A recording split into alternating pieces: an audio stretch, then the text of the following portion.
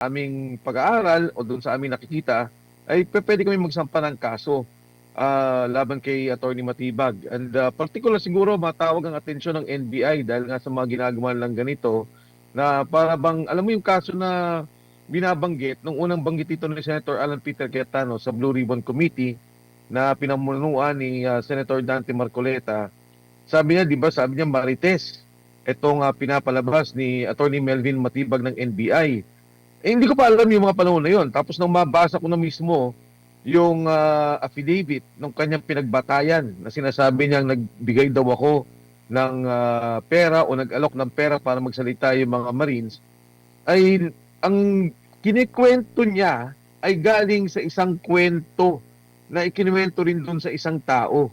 Kaya nagulat ako, no, at para bang talaga marites yung nangyari doon sa kanyang pinagbabatayan. Na tayo dahil kayo po ay hindi sumipot ba sa subpina? Ano bang katotohanan nito at kinukonsidera nyo raw po na kasuhan si NBI Director Matibag?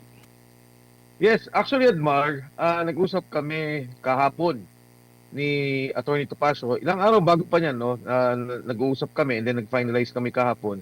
Kasi nga batay doon sa subpina. Ito rin yung subpina noong kung hindi nyo kung maalala ninyo, no, mga 1.5 months ago, na subpina sa amin ng 18 Marines, parehong-pareho na para bang ang kinapipage yung sinasabi nga ni Attorney Topacio.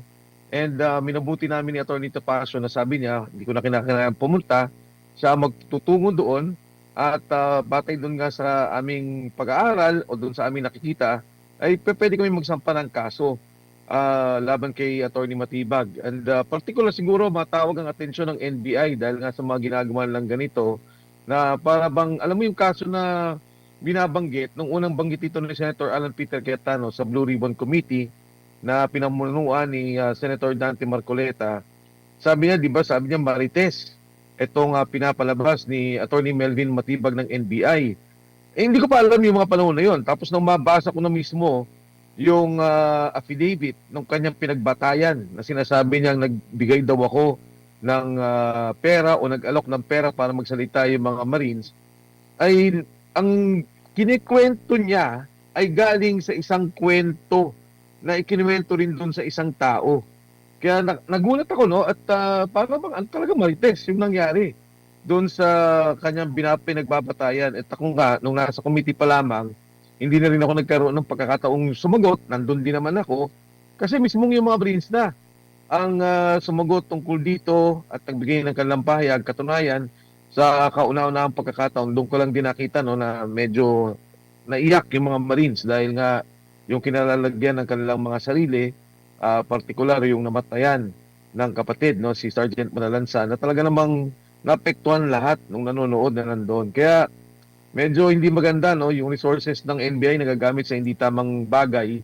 Imbis na tingnan, imbestigahan yung korupsyon, ginagamit to para sa panggigibit ng mga tao, pangiipit, pagkakaso sa mga tao na nagsasalita tungkol dito sa korupsyon.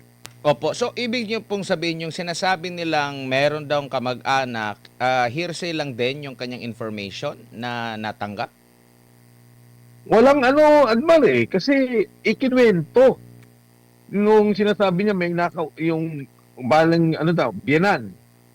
Yung isa daw sa mga Marines ay biyanan niya at naikwento sa kanya.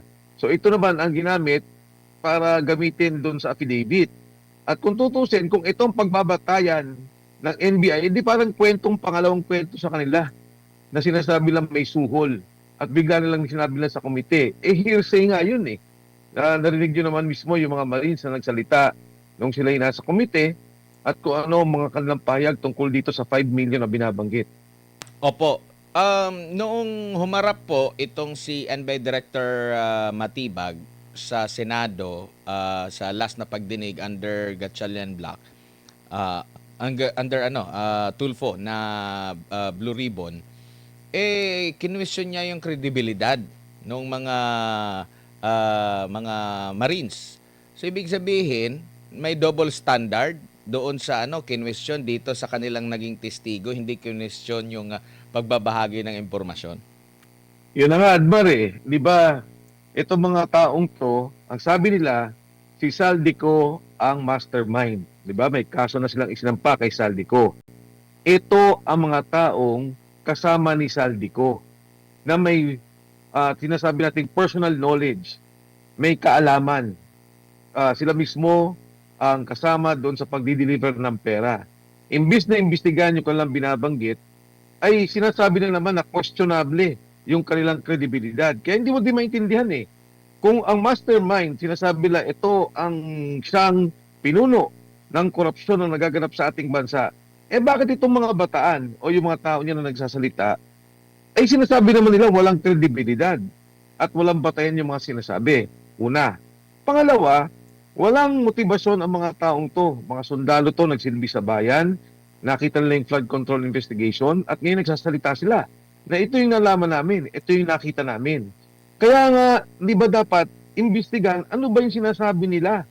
Kung ang mga taong to walang motibasyon at wala namang ang katunayan, napapasama pa sila doon sa kanilang ginawa na ngayon may mga kaso sila, humigit kumulang ata 6 o hanggang 8 kaso na ang naisampa laban sa kanila. Maali silang makulong. Malalaking tao ang kanilang pinagsasalitaan. Kaya kagulat-gulat ito mangyari. Pero may isang nagchismis na ikinuwento daw nung isa na hindi naman natin alam kung totoo o hindi. Pero ito na, may sampi na, iimbestigahan nila. Kaya makikita mo talaga na takot sila sa investigasyon ng Blue Ribbon Committee at takot na takot silang magsalita. Itong 18 dating kasundaluhan natin. Katunayan, kaya nga pinuspone o nag-lockdown ang Senado at ayaw nilang magkaroon ng hearing bukas dahil hindi lamang sa karagdagang sasabihin ng 18, may 14 pa na magsasalita tungkol dito. Kaya magtataka ka, pilit nilang sinasabi na, kailangan magtrabaho ang Senado. Yung mayorya hindi pumapasok, yung grupo ni Senate President Alan Cayetano. Pero ngayon nagtatrabaho naman, all of a sudden, NBI na naman na sinasabi may threat at maaaring may kaguluhan sa Senado at dahil dito ay hindi sila magkakaroon ng trabaho. Isasara muna nila ang Senado. Opo, Congressman Mike, nabanggit mo na yung Brave 18 tapos meron pa ang kataga, nabasa ko lang sa sa post ni General Pokis, merong Valiant 14 ba yun? Or Fearless 14, meron pang Valiant 7. Ito bang nababanggit na mga karagdagan na magsisiwalat pa? Ito ba yung mga kasamahan din nila sa pagkakaalam nyo po?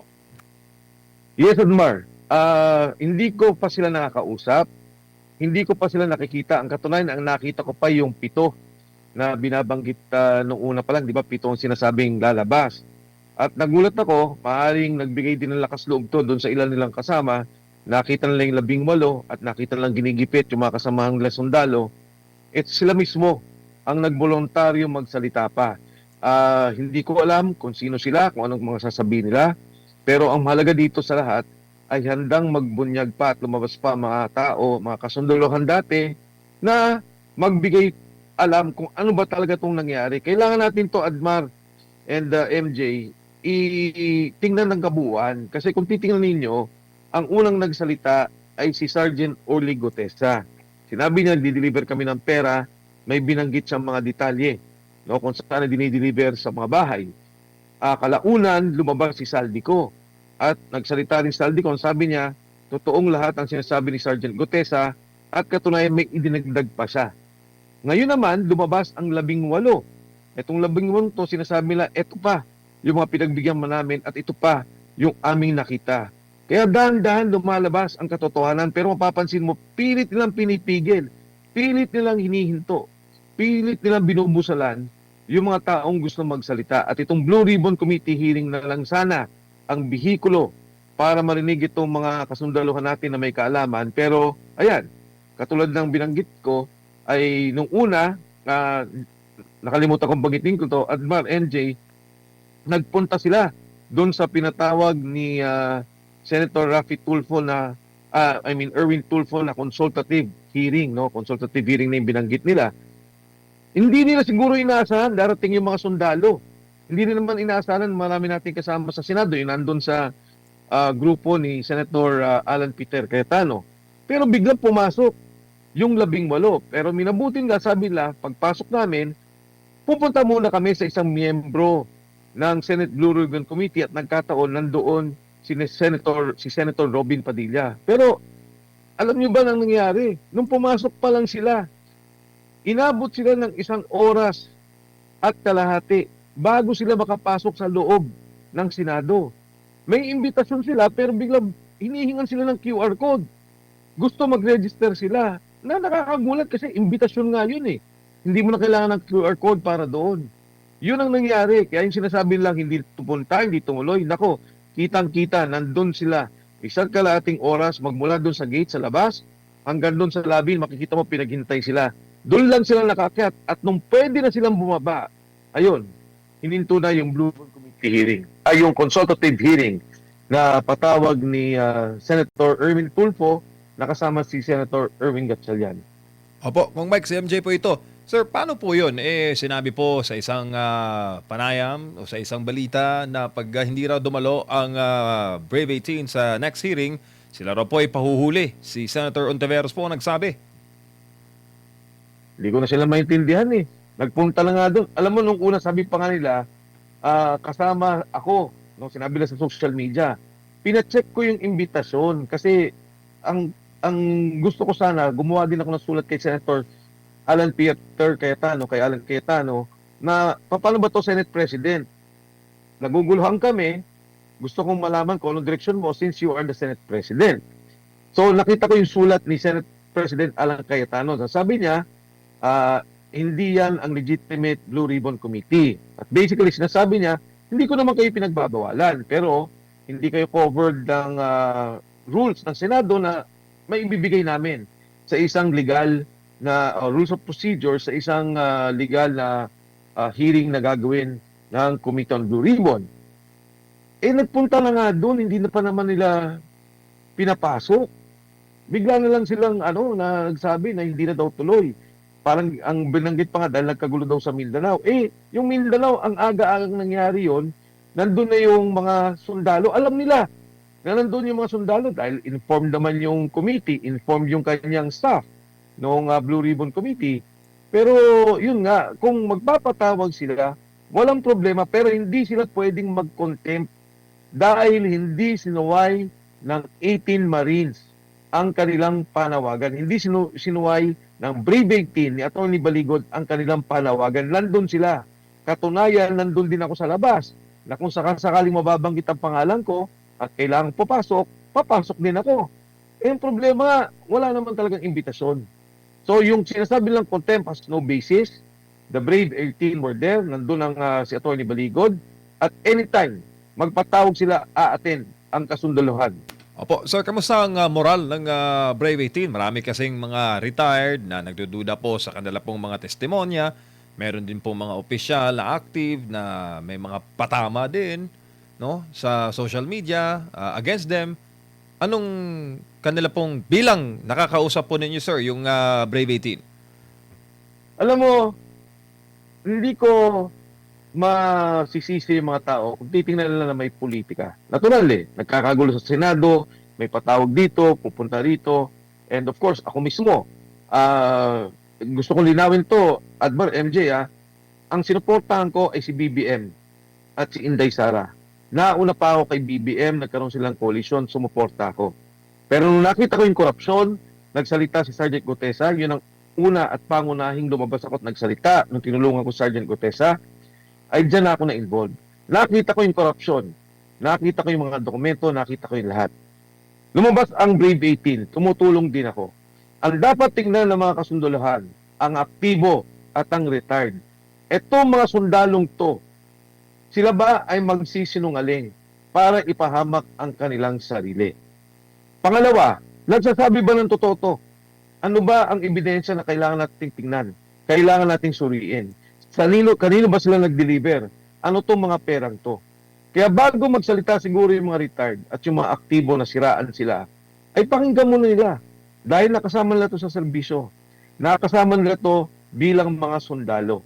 At ang ginawa ng mga sundalong to para ilabas ang kanilang sarili, ipahamak ang kanilang sarili, magkaroon ng problema ang seguridad nila at ang kanilang pamilya.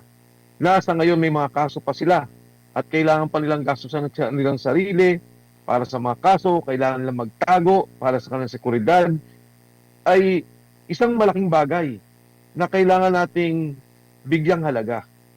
Ang pagsasalita nila, kailangan imbestigahan. Kailangan yung mga nagsalita, itest nila. Tingnan nila kung ano ang mga integridad, kung ano ang mga pagsisinungaling. Wala nga nagtanong wala nga humarap sa kanila. At nung may pagkakataon sana na yung sinasabing kabilang grupo na nagsasabing kargador sila, harap sila, sila mismo naghuminto. Alam nila na nandun sa Senado at pwede nilang tanungin. Hindi natatakot ang mga sundalong to, wala silang tinatago at nakikita nyo naman sa mismong pananalita nila.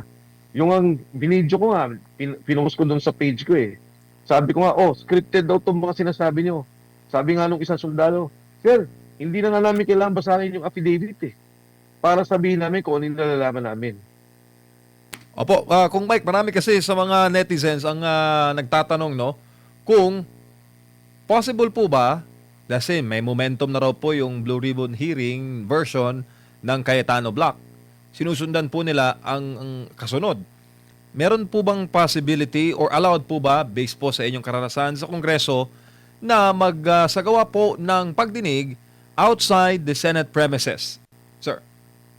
Yes, MJ, pwede yan gawin. And nasa rules naman yan ng House of Representatives at nasa rules yan ng Senate of the Republic of the Philippines. Meron silang kakayahan at pwede lang gawin yan. No? Of course, with the approval of the Speaker of the House and in the Senate, yung Senate President. Pwede nilang isagawa yan kahit saan. Kaya nga lang, nagkabiglaan siguro dahil biglang nagtawag ng lockdown 2 araw. Kahapon lang ata, nung isang araw, nung Lunes, nagkaroon ng panawagan and kailangan nilang i-prepare kung saan ang pwedeng venue, ano yung kailangan ng mga sound system, ano yung kailangan ng pag-aayos sa lugar na yun, yung pagre-record doon sa magiging proseso. Itong lahat ginagawa ng preparasyon, but they can do it. The Senate can do it, the Blue Ribbon Committee can do it, and sa tingin ko naman, pwede itong maisayos sa lalong madaling panahon. Pero ang narinig ko, batay sa pakipag-usap ko kay Senator Dante Marcoleta, sabi nga niya, tatakbo lang kami sandali sa Mindanao, gagawa namin ng kung ano man yung paraan na makatulong sila, and pagkatapos po siguro nito, kasi pag Friday wala naman silang session, ay magpaplano naman kung ano yung mga pwedeng isagawa under the leadership of Senate President Alan Cayetano. Opo, sir, meron kayong access kay former Speaker Martin Romualdez kasi alam mo naman, nagko-cover kami ng eleksyon. Meron pang feelers na itong si former Speaker Martin Romualdez, yung mga Bersamin, former Budget Secretary Amina Pangandaman, maimbitahan at dadalo po sa pagdinig at kung mangyari man po ang ikalawang pagdinig ng Cayetano Blue Ribbon Committee, ililita po ba via Zoom itong si resigned Congressman Zaldico? MJ, sa mga katanungan yan, syempre ang Blue Ribbon Committee, pwede silang imbitahan. Wala pa dun sa unang imbitasyon na nakita ko at hindi nga, at pwede pa lang ituloy yung pagtatanong dun sa 18 at kung dadalo pa yung 14 na magsasalita. Kung ang katanungan ay pwede ba silang imbitahan, pwede. Kung hindi sila attend, pwede ba silang magkaroon ng pagkilos ang Senado para puwersahin silang umattend, pwede rin. Yung contempt of the Senate Blue Ribbon Committee, pwede nilang gamitin din para dyan. So, yung pag-attend, kayang-kaya kasi yung parliamentary courtesy na binabanggit na sa Kongreso, katulad si Speaker Martin Romualdez sa isang congressman, ayun naman ay tradisyon lamang. Pero katulad nitong ganitong klaseng kalaking kaso, ganitong klaseng nakita nating korupsyon, ay maaari talaga silang imbitahan si Speaker Martin Romualdez, yung mga nabanggit mo, E.S. Bersamin, ang kanyang apo na si Adrian Bersamin, Secretary Amina Pangandaman, si Traigib Olaybar, si Mark Teksay, no, si John Paul Estrada, pwede talagang imbitahin ang mga yan. Si Manny Bonoan, hindi pa siya natapos nung huling paglabas niya sa Senate Blue Ribbon Committee at bagamat may kaso rin siya o nasa hospital arrest, kung papayagan ng doktor, ay pwede rin ipatawag ng Senado para magsalita. Ito ang maganda sa Blue Ribbon Committee ngayon, na alam niya talaga yung mga issue na dapat niyang imbestigahan at alam niya yung kanyang mga kailangan ipatawag na tao. Higit sa lahat, alam din niya pwede niyang gamitin ang kapangyarihan ng komite para puwersahin, no? Para puwersahin na humarap ang mga taong to at magsalita doon sa kanilang nalalaman. Pangalawa, yung sinasabi ngayon ng 18 Marines na individual na binabanggit nila sa komite, yun ay under oath.